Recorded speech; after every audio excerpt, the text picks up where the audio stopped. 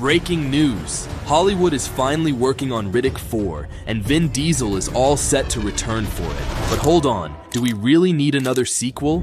Let me explain. It all started in 2000. Hollywood released a new sci-fi action horror film called Pitch Black. The film follows a group of people whose spaceship crashes on a deserted planet where there is always sunlight. One of the survivors is Riddick, a dangerous prisoner with special night vision. Initially, everyone is scared of him, but Riddick soon becomes the group's best chance for survival when the planet goes dark during an eclipse, unleashing deadly alien monsters that start attacking the group. Now it's up to Riddick to use his special abilities to help the group survive and safely escape the planet. The movie starred Vin Diesel as Riddick and was made on a very low budget. Back then, Vin Diesel wasn't the big star we know today, so no one really had high expectations for the movie. But the movie became a surprise hit and gained a cult following. Fans loved the story, they loved the visual effects, and they especially loved Diesel as Riddick. Seeing all the love, Hollywood greenlit a sequel and soon released The Chronicles of Riddick. The sequel was backed by Universal Pictures and was made on a much bigger scale. They tripled the budget and added many stars to the cast like Carl Urban, Thandie Newton, and Judi Dench. But sadly, the movie didn't do too well.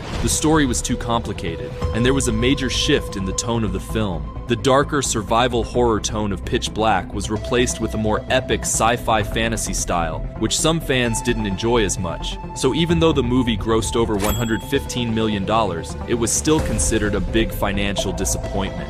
Many fans thought this would be the end of the franchise. But guess what? It wasn't. Despite the sequel bombing, Vin Diesel didn't back down. He loved the character and wanted to explore the world of Riddick further. He knew they had to go back to the basics, so he agreed to make a cameo in Universal's film The Fast and the Furious Tokyo Drift in exchange for the ownership rights to the Riddick franchise and character.